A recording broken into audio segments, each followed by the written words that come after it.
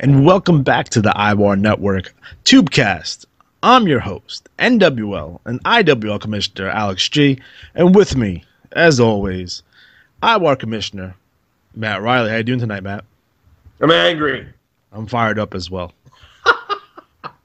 It's the all fired up edition. So, guys, we're doing a very special episode. This will be a quick hitter and be straight and to the point here. So, a couple of topics I want to cover real quick. Number one, when it comes to Soul Survivor, the IWL Soul Survivor, the next pay-per-view, that's next cycle. There's going to be some controversy. There's some craziness. So to break it down with you, I'm going to shoot straight with you guys. Creed Michaels, who's the current IWL Heavyweight Champion, unexpectedly retired with no notice, no reasoning, kind of just out of the blue. Very strange to me because he was on a roll.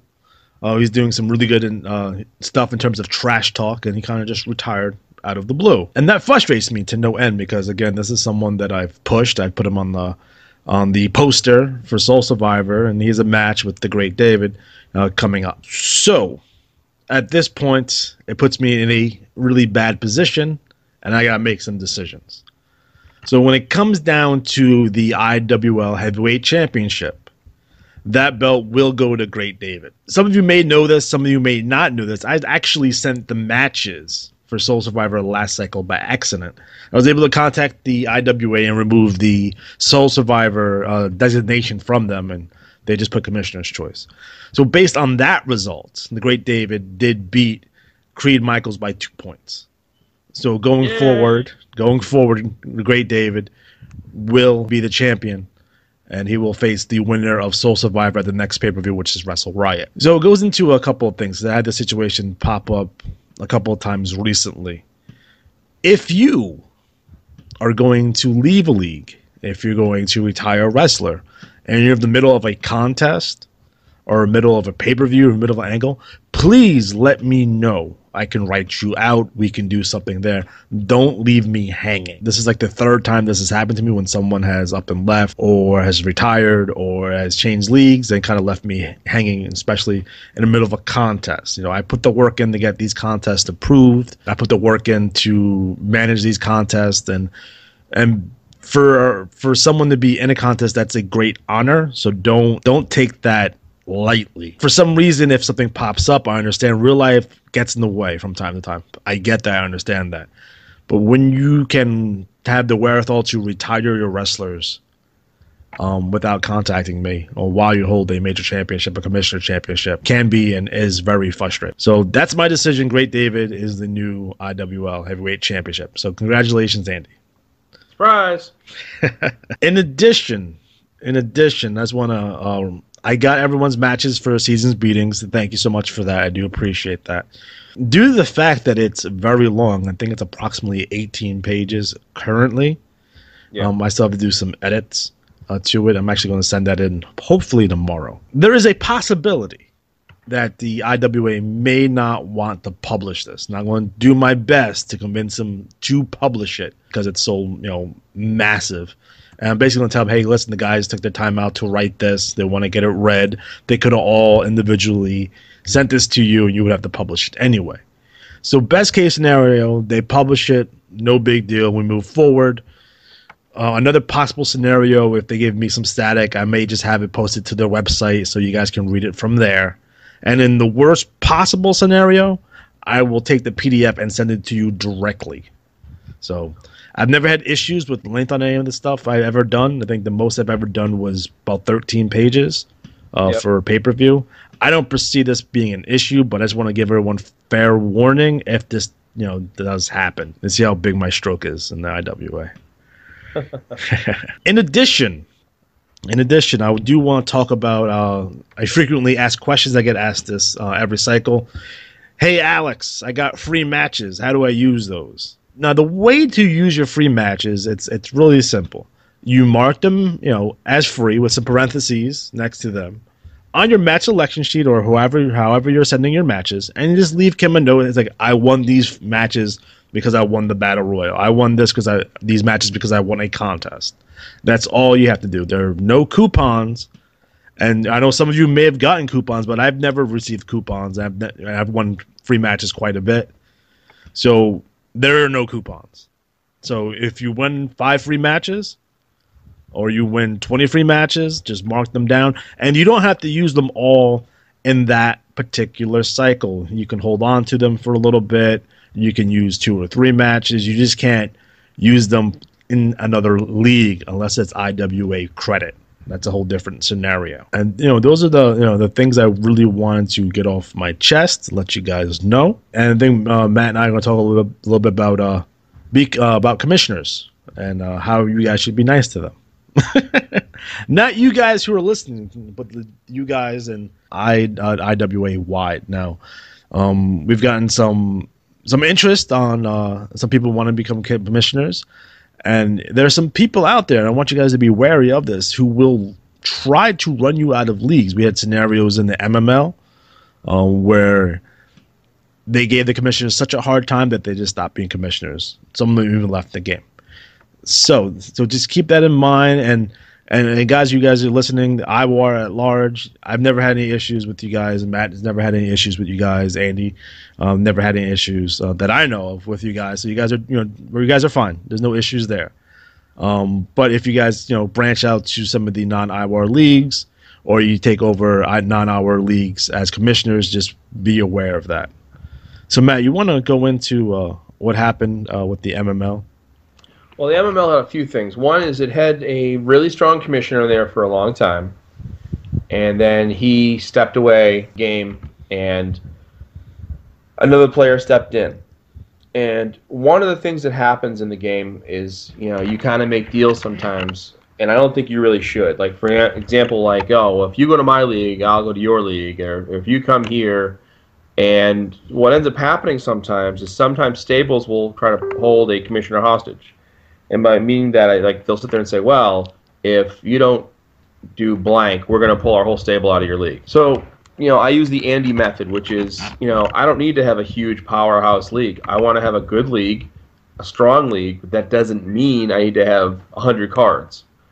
So what ends up happening is that some players try to bully the commissioner into doing what they want, whether it's giving their guys title shots, featuring their wrestlers exclusively in covers and other stories and articles and write-ups. And what happens a lot is when you start giving into these demands, you can't make everyone happy. So really, you need to stick to your guns, whatever your genre is going to be, your theme is going to be. Because the MML, what ended up happening was, first Rich was in, then he left, then John went in, and it was kind of a similar feel, if you will, presentation. And then John left, and I know I got in there at some point for a short time. No one knew at first. It was kind of a secretive thing. I just did it to help out. And then when I left, other people came in. And a good example was Becky and... I know Steven was there for a minute, too. Yeah, and what ended up happening is certain players expect a certain type of league. Now, to be fair, as a consumer, if you're in a certain league and you're paying blah blah, you expect a certain product. I think what ends up happening though is when you try to make deals to boost your numbers and get your numbers up and get players involved, you can make deals with the devil. What I try to do is just say, hey, here's what we're doing. If you're cool with it, fine. If not, no problem. That's fine. Like I always like to say, there's I think 16, 17 leagues with limits in them in this game, most of which are, basically angle leagues. That leaves about 60-odd leagues for you to, or 50-odd leagues for you to play in. There's plenty of space. What I'm always curious about is why a player who doesn't give two shits about the kind of game that we're playing cares where they play. Well, I'm really attached to, so you're attached to a stable initial or a league initial. But I really feel that if you're a commissioner coming in, you want to do this, know what you want to do. Have it really firmly set up and established so that, when you roll it out, it's easy peasy. There's no questions. You can do things. I've been talking to a couple players lately about becoming commissioners, and it's a big responsibility because once you get good and people know you and they start going to your league, you'll have a kind of a series of changes. So, for example, you'll get the hardcore players first. The players who want to play that style, right? And that's fine. Then you get players who are curious. And then you'll get players eventually who word of mouth pick up. So, for example, right now in the last few weeks, we've had players pop up on the IWAR network saying, hey, I want to check out the league. I want to see what's going on. What can you tell me about it? And I would say this. Your best shot, if you're curious about the IWAR leagues, go online, look at the bulletin or the latest IWAR magazine, and give it a read. You'll find a lot of the answers in there. Like you said earlier about people asking about free matches, or things like, well, it's a 2-for-1 deal. How do I get to use this? How does this work? How does the person get a shot at the IWAR title? They're in there. We talk about these things, and you're saving us time because it just makes our job easier, if you will, because it becomes like a part-time job. Really, it really is about getting the most out of the game you want to play. And the commissioners are there to help cultivate that game. They're there to make your gaming experience better. So when you're a dick to them, they're not as likely to want to help. I take the mindset of there are plenty of players. They're not all going to want to play our style, and that's fine. There are ways I feel about certain styles of play. I think it boils down to two schools, if you will. School A plays to make the report, and they play against other players. Group B plays to play against other players' wrestlers. It's a wrestling game. I know in the past I've thrown some ideas for prizes at the IWA, and whenever it's revolved around tickets to WrestleMania or that kind of thing, their response has been, well, people will be interested in that. So I think it's a matter of if people will be interested, that's fine. But when you're building your league, to get back to the point about commissioners, what's going to draw players in? What is going to make them choose your league over another? If I look at the IWA report right here, and top 10 leagues, and I'm looking at the very bottom here, list of leagues, and there's a ton of leagues here. Still a lot of leagues.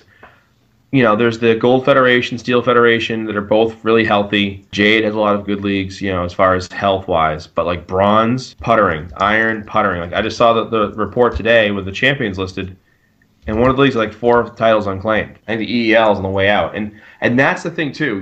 As a heads up to potential commissioners, you have choice. Choice A, start a new league. Get 10 players who sign on and want to play in your style of league, whatever it may be. If you get that way will greenlight your league, go forward, have a blast.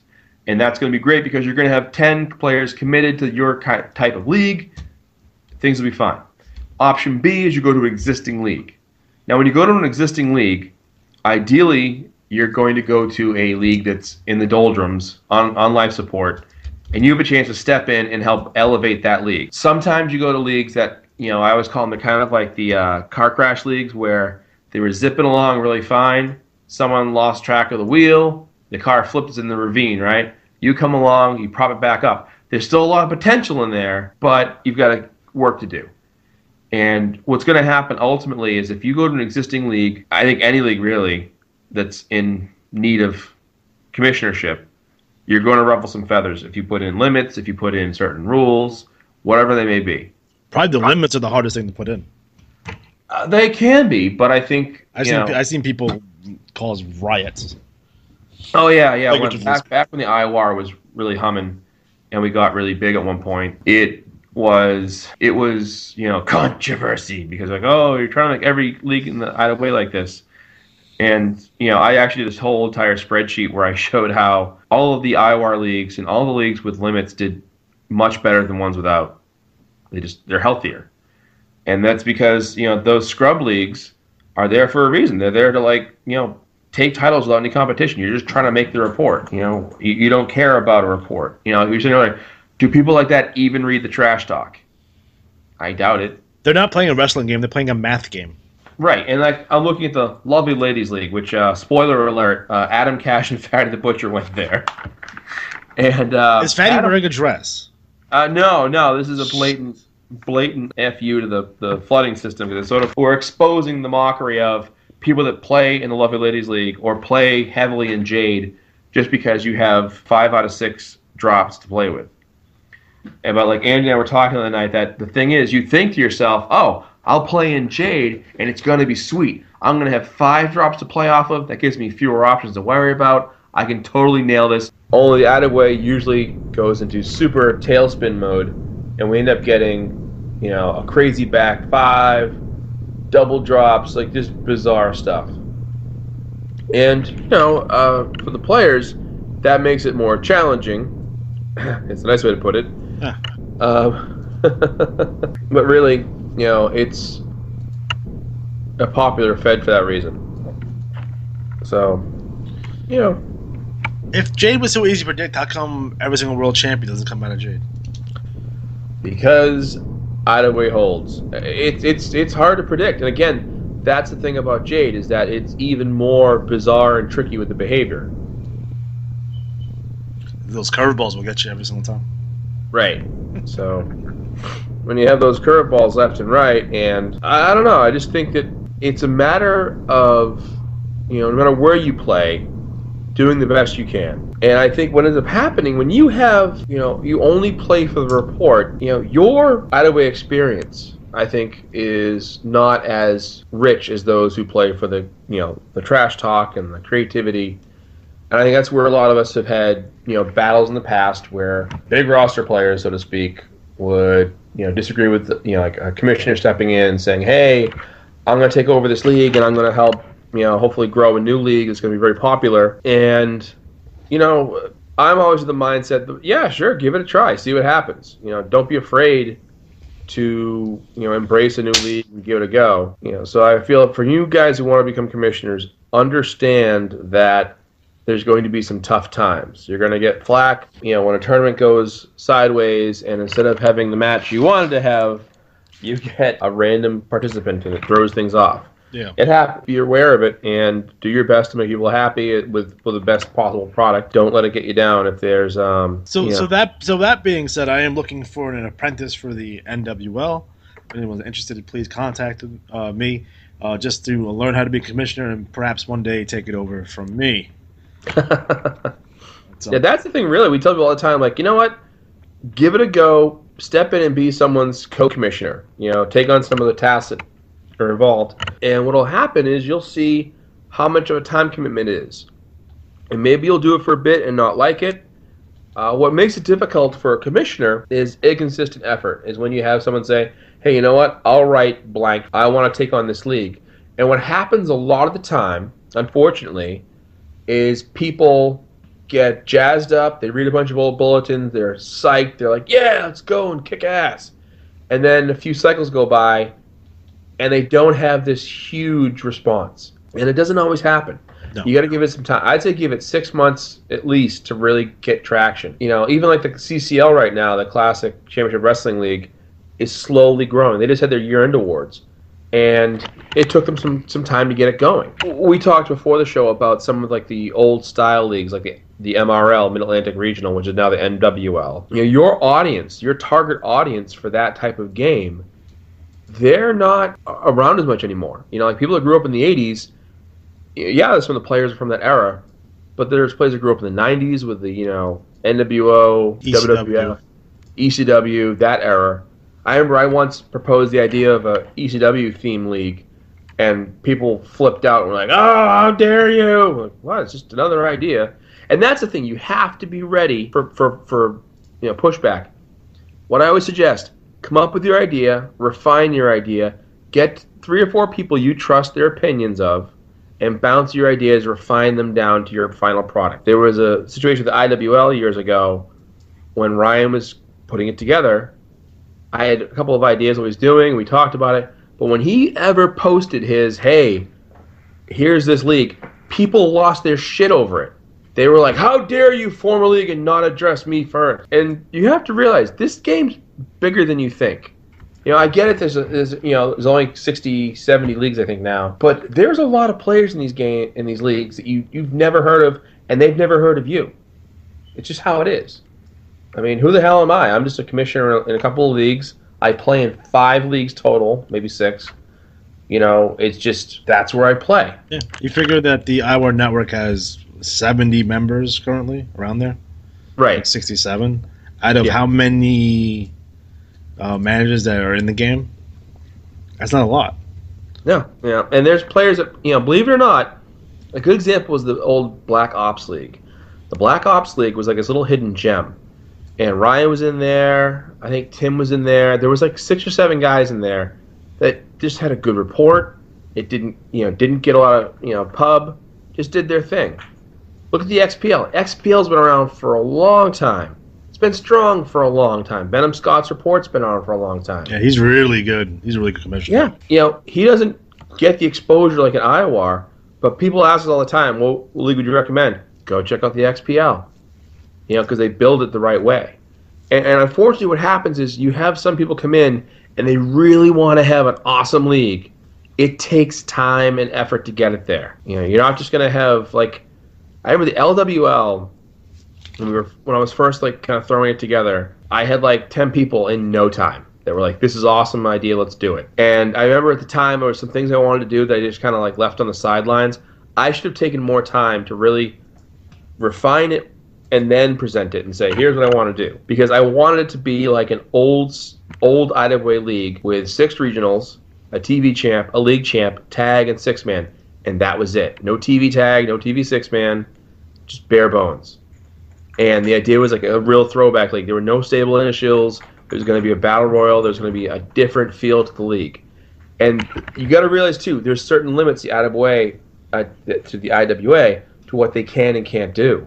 So if they can't, like, for example, it would be too much work for them to edit it down to 6 champions for regional belts.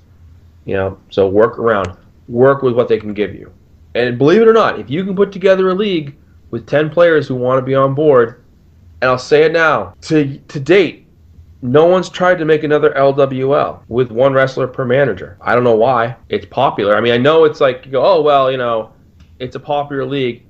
But the way it stands right now, you have to spend a minimum $10 to be in the league each cycle. Why hasn't anyone sat there and said, let's do another 1 wrestler league in steel or bronze or somewhere that needs players? And you might say, well, if we have 1 wrestler per player, you're going to have fewer matches. Well, okay, you can do a package deal, but that comes with pros and cons. But why hasn't someone done that? I'm not giving away the recipe, the Colonel's secret recipe here. 1 player, 1 manager is a popular format. If you had a chance to play, like LWL, for me, for example, it used to be a structure within it that if you played for so many cycles, you got $1 off your monthly fee. And it was going to be as high as $3 off, but it got capped at 2. So like right now, for example, when I played in the LWL, I only paid $8 for a $10 thing. It's a good deal, But if you're a commissioner out there who's thinking about it, it's like someone saying, like, they didn't copyright the formula to Coke, put out bloke, like RC Cola. Right. Start up under the All my ideas are stolen. I don't know if anyone notices that yet. Yeah, right. I swiped them all. It's fine. But again, if you're out there, you're a commissioner, you're thinking, hey, I'd like to do a league. If I was in a 1 wrestler, 1, whatever league, if it was in gold, I could almost tell you right now I'd join it instantly just to do it. Because I could spend $5, you get your matches, and you still get to the league's not going to be a haven of activity, because you got to keep in mind, in the LWL, the way we set the structure when we first built it was $10 for 10 regional shots, 10 scrub matches. And then eventually over time they bumped it to 12, and you can have an actual expansion. And I think I believe now you can spend more and get more matches, which is fine. The idea back in the day was that you couldn't transfer in. You had to kind of start fresh. And that's fine. That's how it works. But it really is a matter of showing some creativity. And if you want to create a league, don't be afraid to steal people's ideas. Yeah. Create a new version of LWL. Make it in iron or steel. Like gold's already really doing well with And I always think kind of behind the scenes, IWA wise, they're people putting the bulletins together. It's less time consuming for them. If they add another league into gold, it's going to be doing great. Even though I've already said that I would totally join that league. So think about your parameters. What do you want to do? How do you want to create the league? Do you want to create a similar league to the existing league? We don't need... How many throwback leagues do we have? Remember, it was like 5 of them? Yeah. And only 1 is really doing kind of okay right now. They should have a celebrity league. Oh, no. Where you get to be a celebrity. David Arquette. Your Kardashians, your Kanye West. Oh. Oh, yeah. I'd be Mr. T. He pities the fool. Damn right he does. He does pity the fool. So, guys, we are officially out of time. So, thank you for joining us once again on the IWAR Network Tubecast. So, for Matt Riley, I'm Alex G. Hey.